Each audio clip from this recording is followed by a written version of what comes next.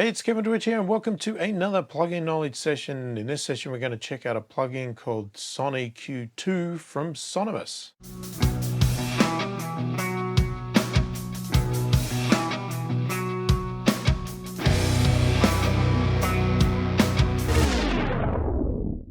So firstly, if you are new to my channel, new to my videos, and you like what you see, please click the thumbs up, subscribe to the channel, click the notification bell to be notified of all my future videos. So SonEQ 2 from Sonimus. So Sonimus reached out to me looking to see if I wanted to check out their plugins and also, get an affiliation with them. And I was happy to have a look. I checked them out. They looked interesting. One plugin specifically really looked interesting, and I am keen to check out a lot of the other ones. But the one that stood out to me straight away was the one that we're talking about today, the SonEQ 2.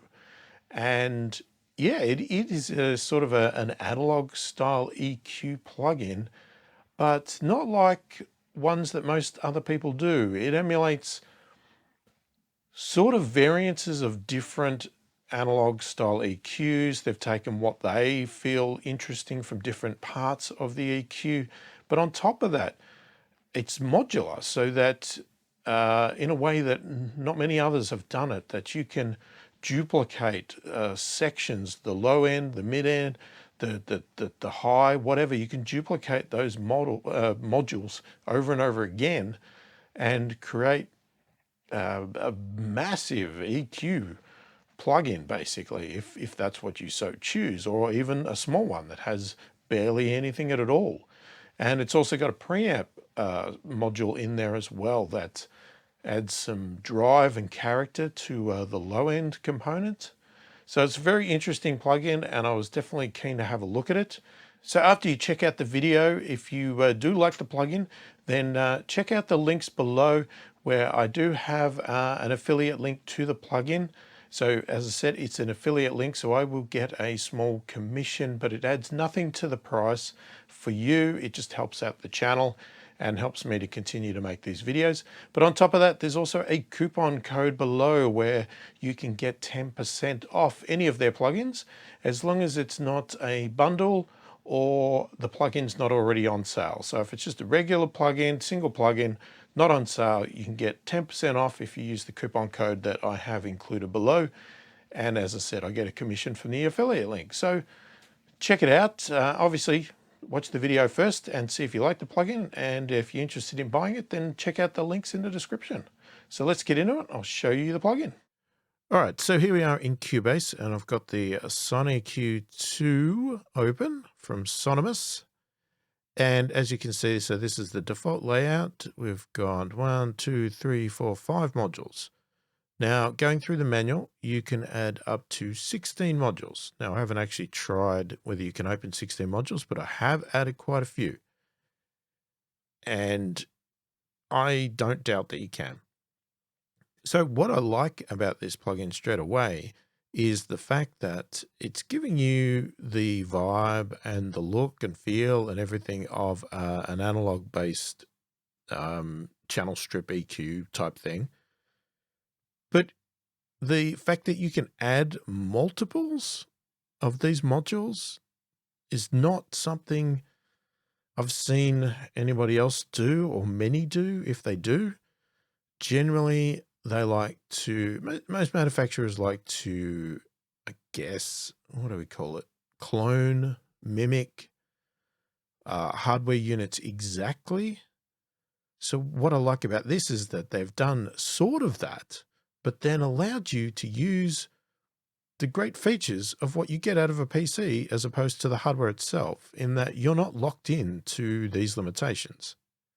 So we can have as much or as little of these as we so choose, right? So I can remove them, just drag them off if I want to, and just have one item. Now, if I remove them all, obviously we've got nothing. So we'll go through the layout a bit first. So we've got some presets here. Okay, you can just pull up anything you like. You can save your own, create some preset groups, and you can save as default or reset to default.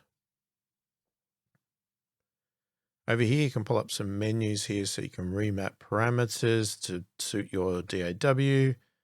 You can add modules, you can show control values or unshow them if you want, undo, redo.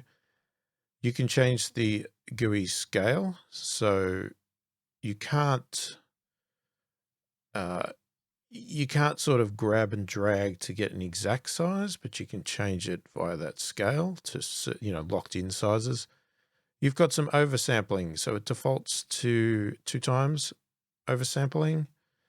You can go up to 16 if you like. Now, this is really only if you want to, if you're pushing things into distortion realms and you just want to get that real crisp clarity of the distortion, or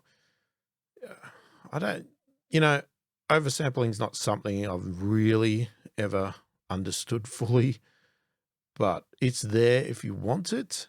More than likely, I'd probably hardly ever use it. You can also see over here, we've got an add module as well. And you can pick and choose your modules from here as you so choose, and it shows you the types: low, low, mid, high, and preamp. Okay, so if we say add a module, we get that, we add another module, and it'll slowly get wider and wider and wider and wider and wider till you get whatever you want. I can't remember what I've added now. Whatever, I've already got high. But that's the good thing, is you can add more than one of the same. Now, as I said, if you wanted to change the scaling, we could make it tiny. We could make it really big. So if you're somebody that's using a touch screen, or you've got a tiny little screen and you're got vision issues or anything like that, obviously you can bump it up to 150, or if you just love seeing giant big controls. Now you can see as I turn, there's that control setting there. So I think if you turn that off, you won't see any values. So why would you use that? I guess some people may prefer to not be tricked by values and purely go by what they're hearing. I mean, obviously you can see the blue line still, so you can get a gauge of where things are with some of these controls. Obviously these ones that are stepped, it's pretty obvious what the control is. But it just may be something that you prefer, that you don't want an exact number, or you don't want to be tricked by an exact number, and you just want to listen with your ears and make your decisions that way. I'm going to leave it on because sometimes it's good to be able to mimic what you're doing or something like that. Now, the licensing system for this, if you're curious, because I know a lot of people love and hate how plugins are licensed, whether they're choosing iLock or it's got its own proprietary software or something like that. The great thing about this plugin is there is absolutely no software. There is nothing at all. What seems to happen? Well, this is what happened to me, but,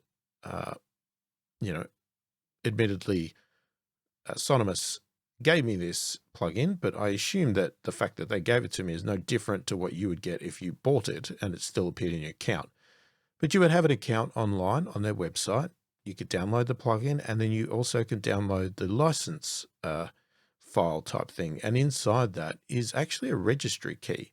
So, well, especially for Windows. I'm not sure how it works on a Mac because I don't have a Mac, but I'm assuming it's something similar.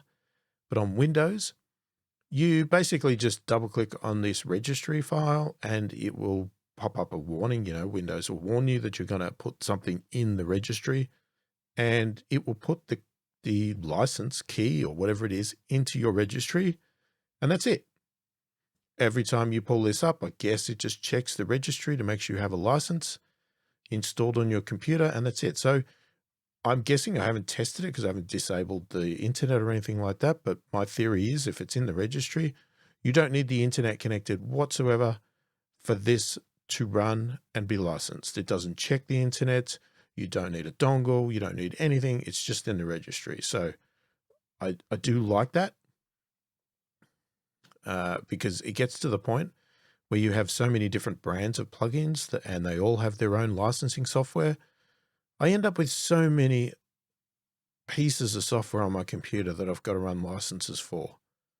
As much as everybody hated iLock, that was one thing I liked about iLock, because it gave me a uniform place, a dongle, where all my licenses were kept, but then everybody decided to get off that and install their own proprietary software. And then my computer would be bloated with licensing software all over it, which drove me insane.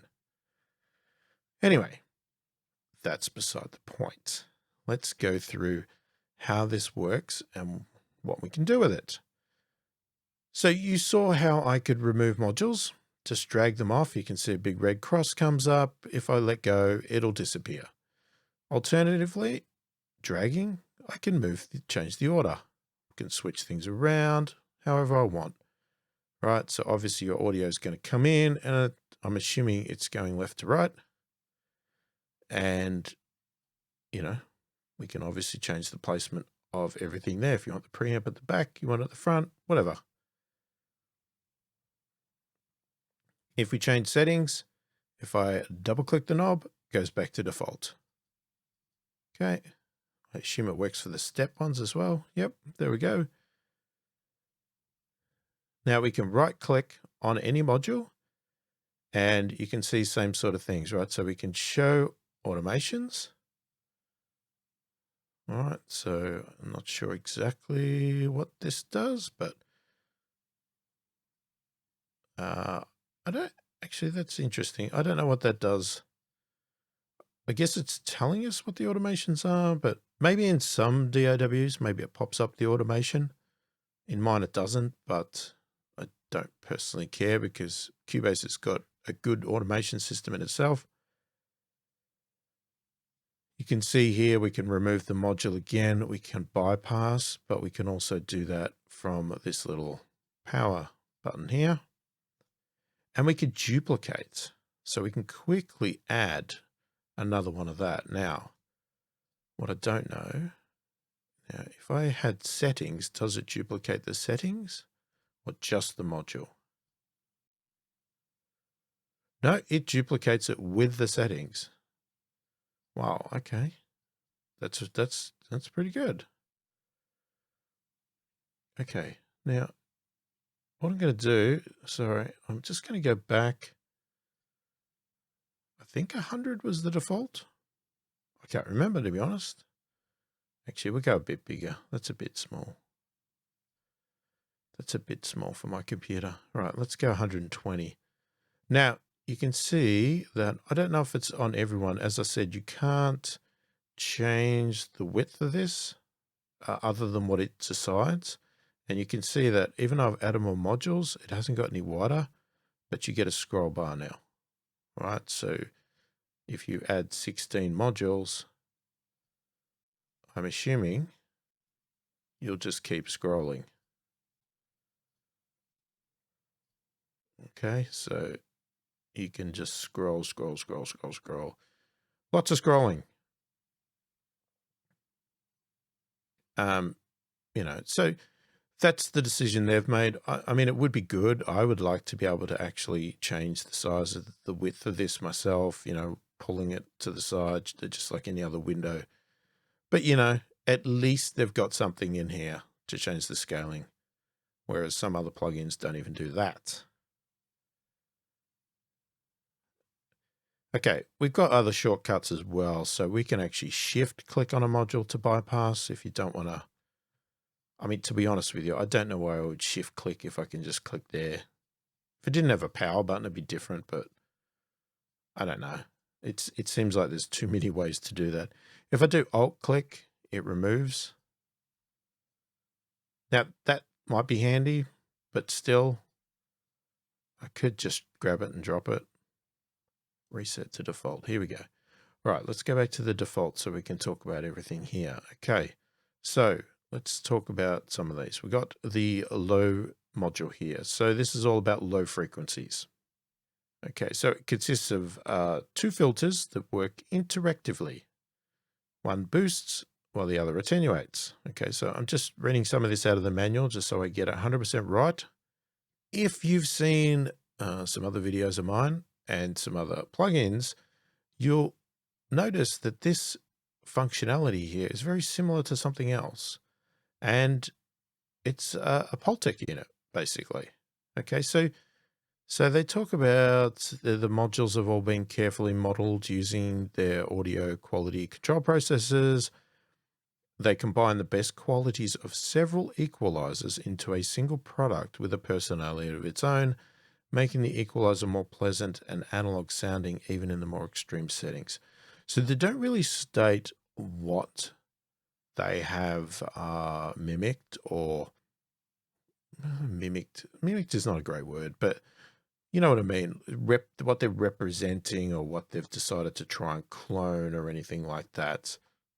Now, maybe somebody out there could tell you exactly what each one is, but they've taken characteristics of what they think are the best parts of different EQs and have made this. So it's supposed to be an analog style EQ, not a digital style.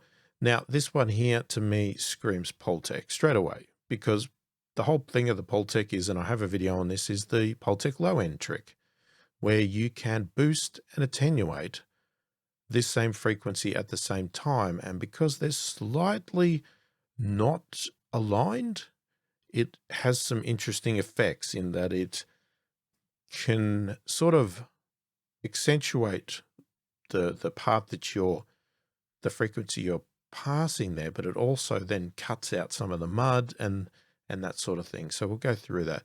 But you can see here it's it's a shelf style. And, you know, you've got, I'm assuming that's boost, and then that will be attenuate based on the shape there, right? So we're going to cut the low end there. We're going to boost the low end there.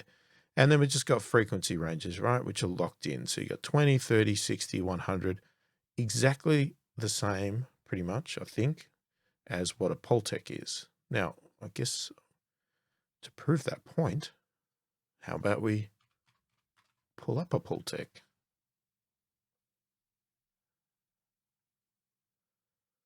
Okay, so here is a UAD Pultec, and you can see this section here. We have 20, 30, 60, 100. We have a boost, and we have attenuate. Right? Ignore the rest because that's the top end, but that's the low end, and that is exactly the same. Now the top end, okay, so if we jump over to the high, this one here is not the same as a Pultec. So in this case here, we've got 6, 8, 12, and 15K, and we can either cut, attenuate, or boost. And again, it's a shelf by the little symbol there. So then we have a low mid and a high mid. Okay, so each one of these has it's like a bell shape, whatever you want to call it, parametric, peak, different names, but you can see that it has sort of a bell shape to it. So we've got a bell shape there, and we can attenuate down to -10 dB up to +10 boost. We have our frequency range, so we can go from 45 Hertz anywhere up to 4K. So the manual states that it's a fairly soft, I guess, Q in this regards, with a very musical sound. Okay, whatever. They love you. Plugin manufacturers love using these great descriptive terms, but it's what you get out of it. Now we also have a high Q button here. So this one here will make a very narrow Q, and they describe it as something that you'll use mainly to do sweep through of frequency ranges to find annoying frequencies. So it must be very, very narrow Q. But they do say with smaller gains, it can be used musically as well. But I guess they're stating that it's mainly for sweeping to find the frequency, and then I guess you turn it off and do what you want with it. But I can't see any reason why you couldn't use it if you really wanted to focus in on a particular frequency. Then we got the high mids, similar again. Okay, you got -10, +10. Okay, let's get those all back to 0. You've got 400 Hertz to 9K this time. So there's obviously overlap here, right? So you could have them overlapping each other in the frequency range if you really want to. But you don't have to, because you could just duplicate the modules. Okay, so there is a bit of a difference with these though, because even though there is overlap, because what they do state in the manual is that, and I'll read it, in comparison with the low mid module, the high mid band features a larger bandwidth and smoothly shaped bell. So even this is already a fairly wide and smooth bell. Obviously it's not that wide. This one is more wider and more smoother, which they're saying is ideal for this type of frequency equalization. So they've made this wider for the higher end scale of things, because they're obviously saying from a musical point of view, they prefer that to be wider than tighter. And I guess that's the advantage of having these overlap, because you've got a slightly tighter cue here and a wider cue here, and you could pick and choose which one you prefer in certain spots. But obviously it doesn't go all the way down to 45 Hertz like this one does. So then they have a mid cue, which they state will reduce the frequency bandwidth, so narrow the cue, giving high mid equalization a slightly more aggressive property, suitable to lend more attack to kick, drums, bass, guitars, or any instrument requiring a bit more punch. So it's just a way of narrowing. So both of these are going to narrow the cue, but I'm guessing this one's not as extreme as this one here. All right, and then the other module here we've got is a preamp. Okay, so we've got a high pass here. So it is basically a high pass filter. All right, so we can just pick whatever frequency we want to filter out, right? So there's no cues. It's right. Whereas these are shelves in the low range, this is literally a high pass filter. Now it's interesting that the preamp is over here on the right. It makes me wonder what the direction actually is. Because I would have thought you put your preamp first, but maybe not. Anyway, you can go from 10 Hertz all the way up to 1K. You've got a low pass filter or a high cut. And we can go from, well, okay, so off, I should have said there, off 10 Hertz and then up. Right here, we've got off 22K and all the way down to 1K. Okay, the low pass filter is a 12 dB per octave, which combines two 6 dB per octave filters in cascade. Okay. That's interesting. That must be a character of some other preamp somewhere. I'm not familiar with that one there.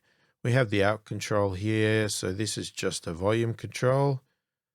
Okay, it's nothing magical about it. It just allows us to, compensate for volume changes of the EQ.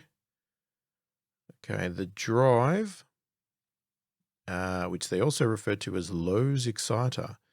This parameter controls both the overall preamp saturation and also the saturation amount at the bottom end of the frequency spectrum.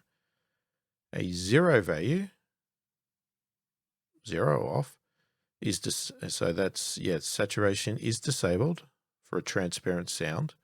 Increasing the drive level will cause the drive knob to act as a low-end exciter, saturating and enhancing low frequencies. Okay, only low frequencies? That's interesting, because it also said that it controls both the overall preamp saturation, but it's a low-end exciter. Okay, well, we'll see what that does.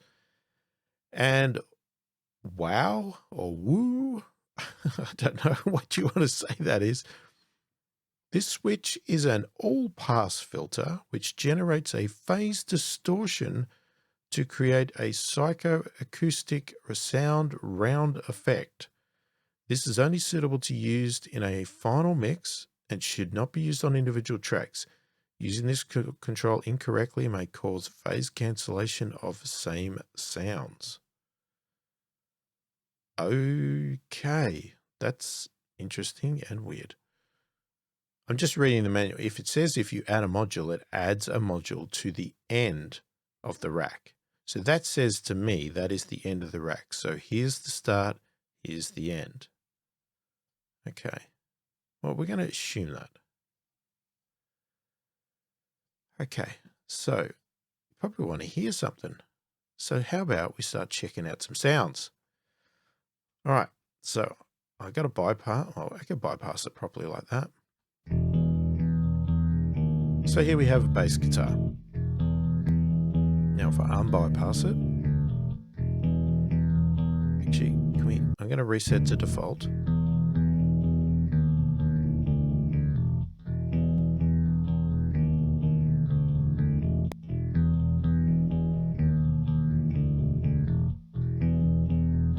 Now in theory, this should already do something because I believe that's not 0. So they have a default drive there. But let's turn it all off. Okay.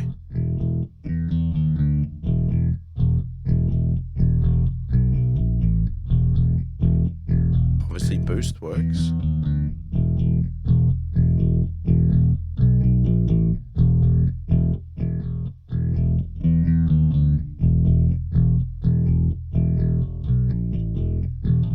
Now, if you want to do the Pultec low end trick, you basically boost and then you cut at the same time, give or take the same amount, and then you can hear the difference if I do this. Okay, that's before and after. Now, if you didn't do the cut, here there's all that sort of bit of mud, bit of rumbly type thing. So this allows you, you don't have to go exactly the same number, you can pick what you like. You can go even higher if you want.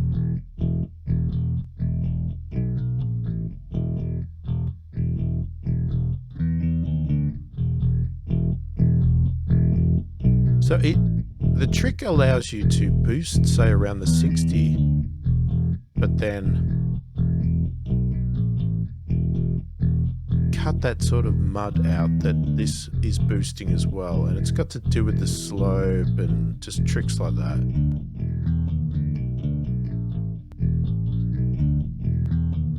All right, let's check out the low mid.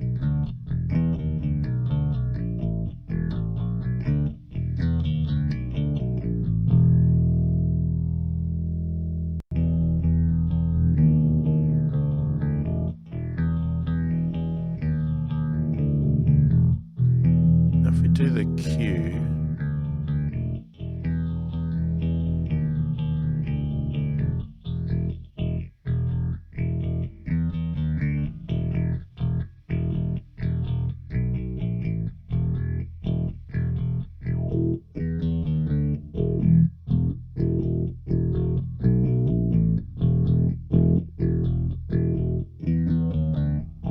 Yeah, you can hear it's pretty tight there, so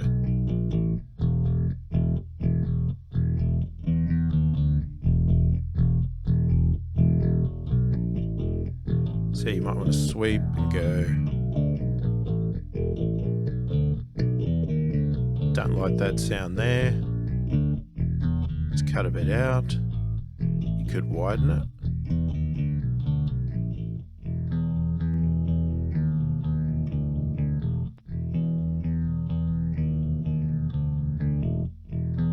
Or we could look at the high mids.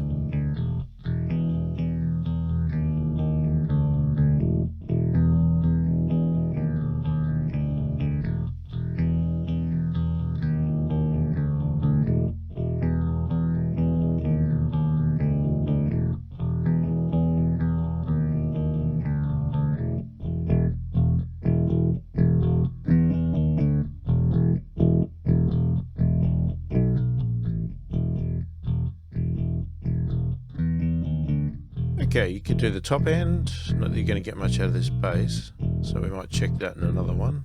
Actually, we'll leave that for now. what about the preamp? So we've got the high filter. Obviously that thins it out a hell of a lot.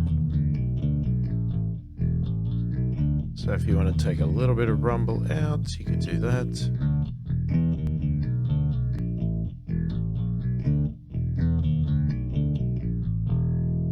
You can take all the top end away.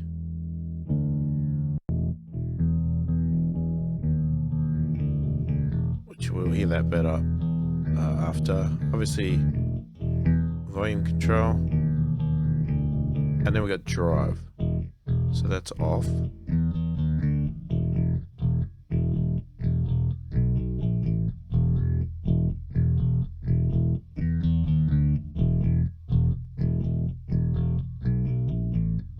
So it's a bit of a subtle drive by the look of it.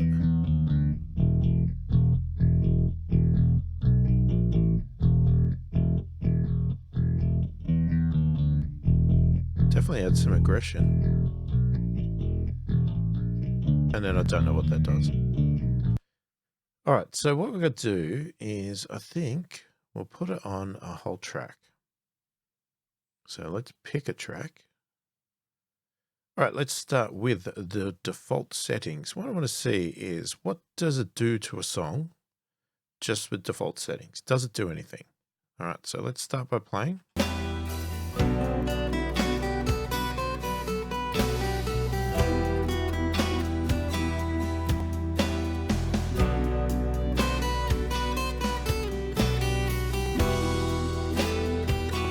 Now really, the only one that should do anything would be the preamp.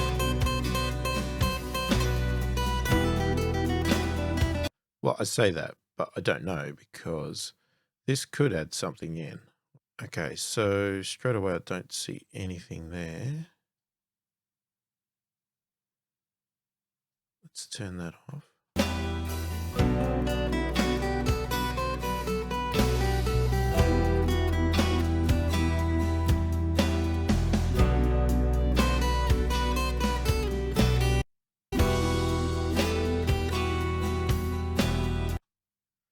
Okay, so where other analog processing units sometimes create some noise, this one doesn't have any noise at all. There's nothing there. Even if I push the drive up full, it doesn't seem to do anything. I don't see any noisy characteristics or anything like that. It just seems pretty crystal clear. All right.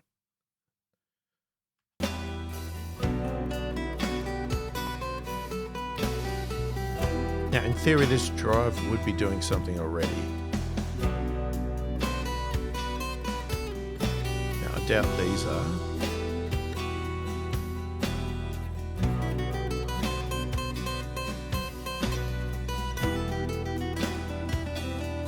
It's going to be very subtle, whatever it is, because it is quite low. Now, if I push it up, you can hear the bass has been enhanced. And you can even see it, I think, go up and drop a little bit.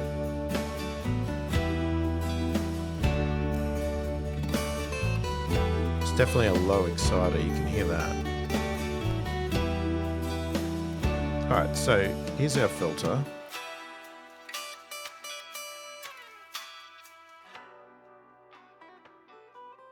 You can see obviously the effect it's having.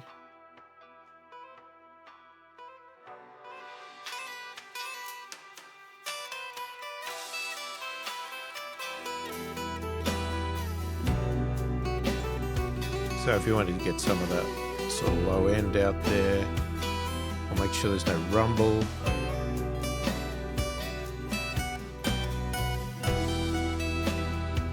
So it sits a bit up, and then it's hard to tell because I may not have much in here. You can obviously tell when I push it.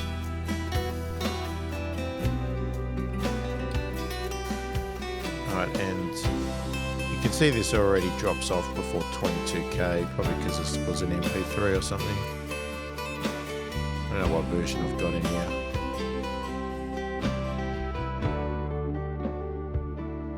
But you can clearly see there, we've just dropped that all off, so.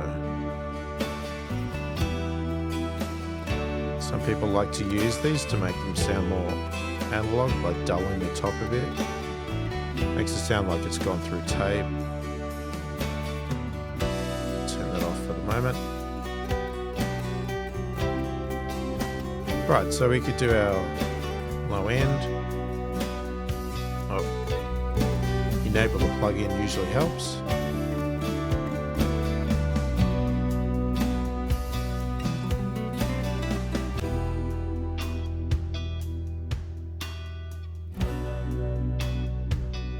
Now you might think setting to 20 Hz is a bit low, but you've got to keep in mind that it is a shelf, and some of these analog style shelves are very wide, so when you set it to 20, you're still boosting a lot of other frequencies. So if you sort of look at the low endish here,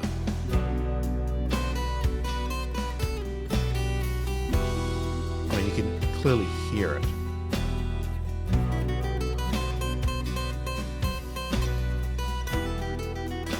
Then I could clean it up.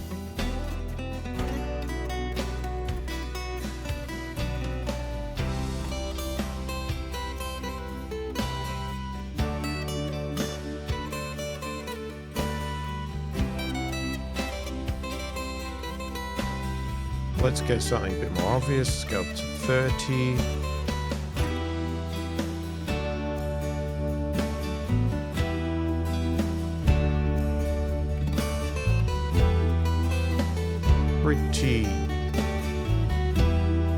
It's actually a nice, clean boost there. Like I'm boosting a lot, but it still sounds nice.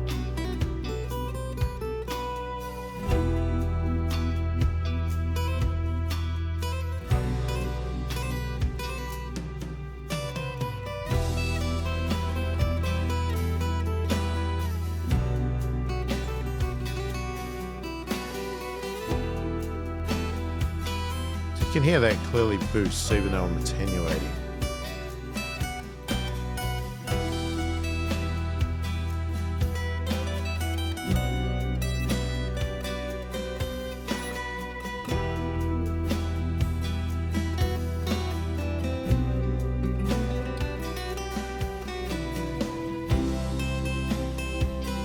That's probably a bit high, but you don't even need to do that. You can just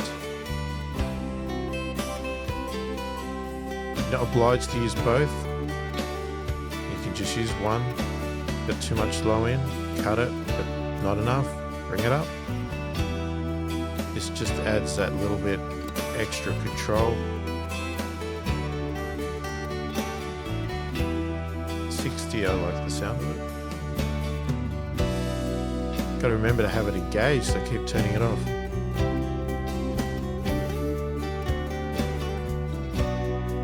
Let's check out low mid.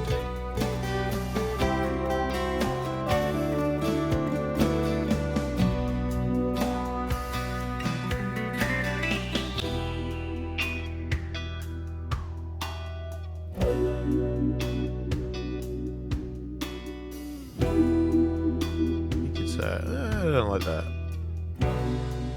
Let's cut a bit there. Cut a lot and make it sound horrible.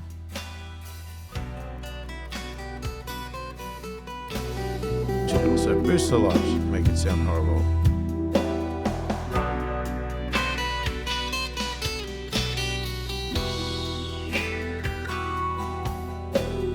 You can sort of see the sweep go.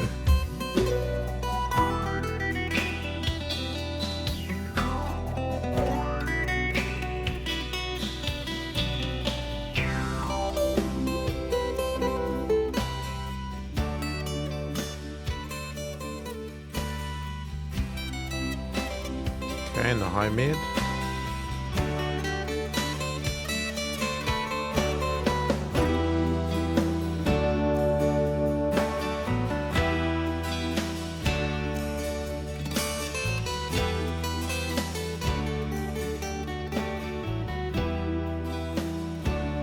Obviously I'm going to extremes here just for show. Let's check out the high because we never did that before. So let's start 6K. Alright, so we can make it dull. So this is a shelf.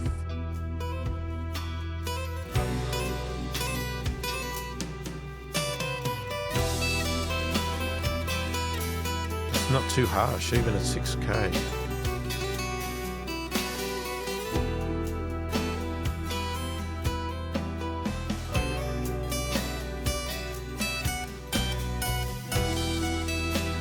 These are the sort of highs that I like, where it doesn't become harsh and brittle. It just, I don't know what it is. It just has the ability to brighten it up without making it piercing to the ears.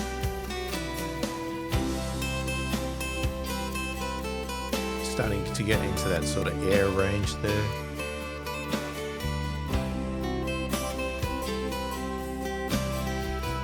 Probably that would add more when we come to vocals or something.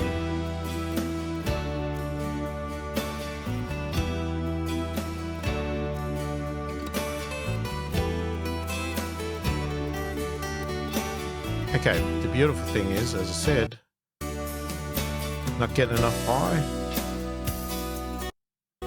How about you add more? And then that sounds horrible. Or not getting enough low. Let's add some more. What about some more? Ah, too much low.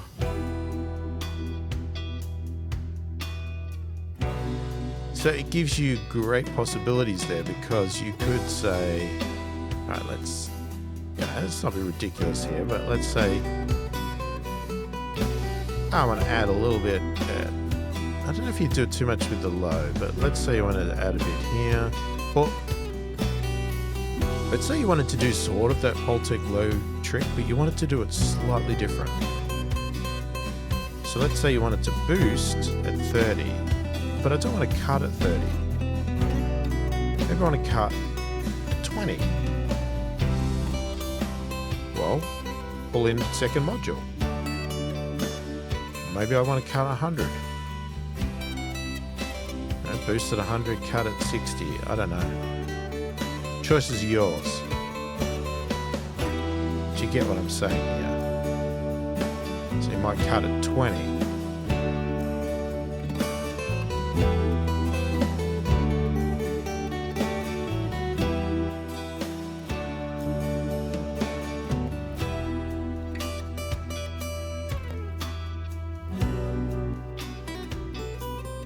Now, the same thing applies for the other modules, right? So the point of all of these is you could say, well, okay, but I want a lot more control. This is not giving me enough, right? I want to be able to boost or cut some here. And with this one here, I don't know, say cutting a bit of 4K, but I need more. I need something else. Well, duplicate it. And go, okay, now I want to do something here at 2K. I want to boost 2K a bit.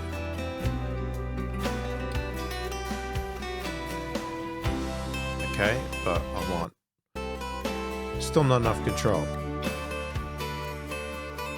I want to brighten up 9K. And then I'm going to add my 15K shelf boost.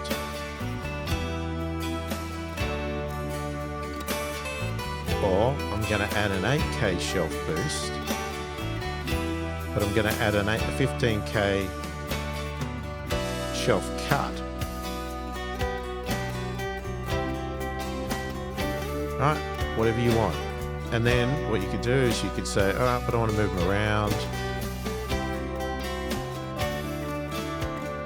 I'm not 100% sure the real value of moving the EQs around, because I'm not sure if they're going to really impact on each other, but the preamp might. Right, so let's get rid of some of these, right, because obviously we don't need all of this stuff, but What could happen with the EQ, the preamp? So you might have a preamp there, but let's say we duplicate that, but I'm going to move one to the front. And what I'm going to do is I'm going to do a little bit of filtering here. Maybe even a bit on the top. Let's go 15, whatever. Tiny bit of drive, something like that. And then we're going to go through these EQs. The EQs are going to boost, and then we're going to boost even more on the out with another preamp, right?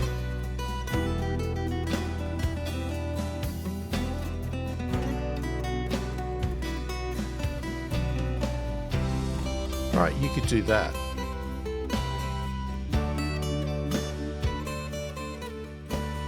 Or you could even just use this last one as like an output there or whatever. So what I'm going to do, let's duplicate a few times. Hang on, should have left that the way it was. Let's reset these because they're all turning the volume down at the moment. Okay. How much drive could you get?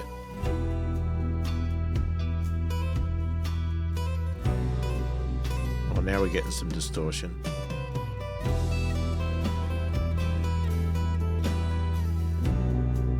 Yeah, but it really does impact pretty much only the low. That's really interesting.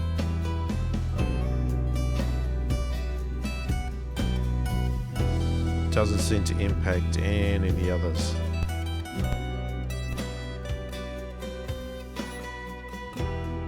But with one, it gives a nice bit of low excitement to it, so I like that. Okay, and what the heck does wow do?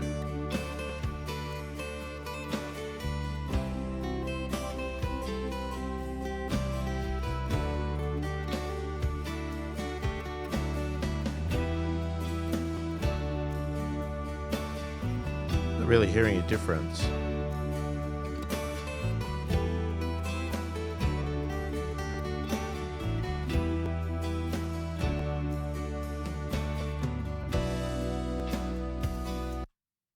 Okay, so let's just run through some of their factory presets here.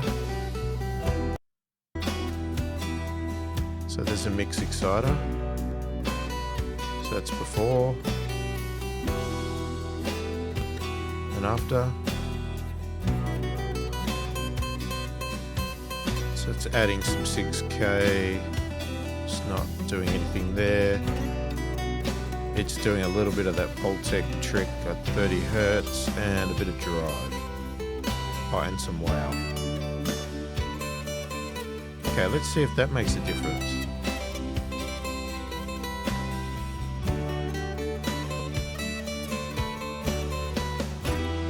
Okay, if it makes a difference, I'm not really hearing it, but then maybe I'm not hearing it because of the headphones I'm wearing.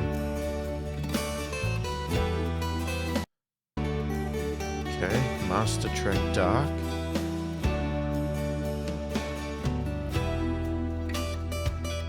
So it's not saying you want a dark track, it's saying that you have a dark track because it's still doing a boost. Okay.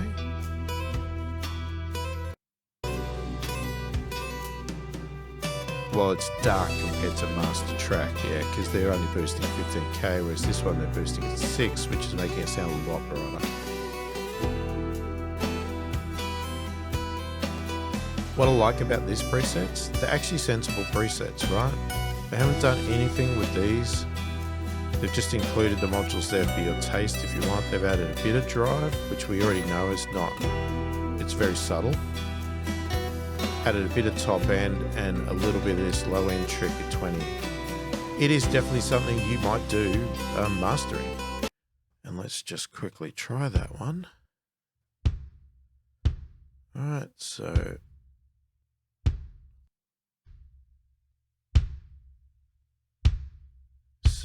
we are doing a fairly big shelf boosted 30, but a big cut there as well. And we're doing a boost here. 4.5 kilohertz. And a bit of drive. So, I mean, that should be adding click. Yeah, it is. That's before. It's before that, yeah. Now, if you look at the shape of the kick here, if I take this away, see how it bleeds all up here? This shelf is boosting all of this. And then you do that, and what you get is it cuts out a lot of this noise here. Not noise, but mud. A boominess, boxiness, whatever you want to call it, right? There's plenty of descriptions there. Now, I just want to see. So if I go undo, yeah. Okay, I don't know how many undos you can do, but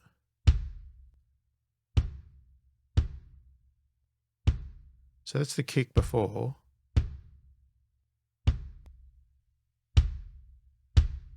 It's pretty good, actually. What they've dialed in is nice. It really suits this kick. Obviously, you got to adjust the taste based on your what you've got there. Okay, what else have we got? Let's just try an acoustic guitar. Just want to give some examples here.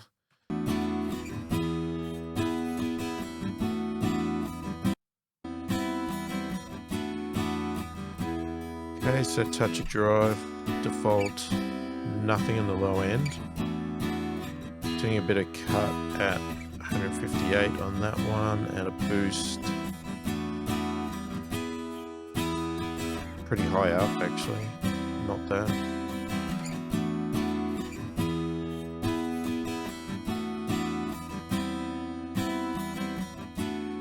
Yeah.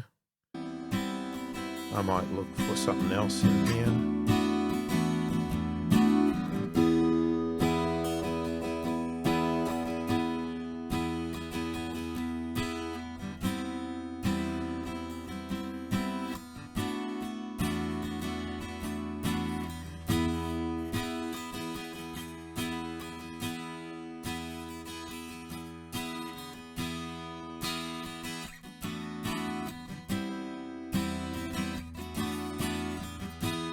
Now that's with it in isolation.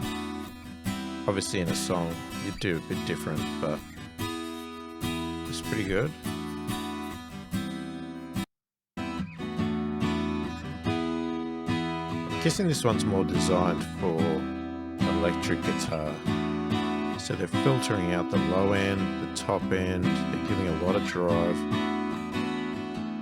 Boosting 6K. 2.5, so that's really the grit in the guitar. Cutting 300. Boosting 30? That's interesting.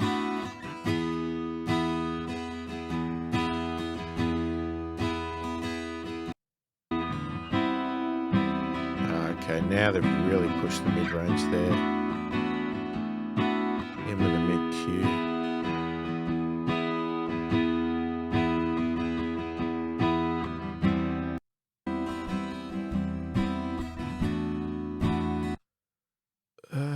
Okay, which was the bass guitar I was playing with? Hang on. It was that one. I'm just going to pull up this bass guitar preset. Let's just mute that for a second.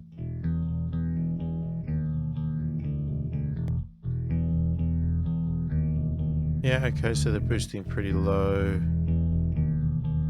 Boost the 3K and maybe get the finger click or pick, whatever you're using. They're rolling off the top end, get rid of any sizzle, and they're driving the low end quite a bit. Get it sort of booming through the song. So there you go, that is SonEQ 2 from Sonimus.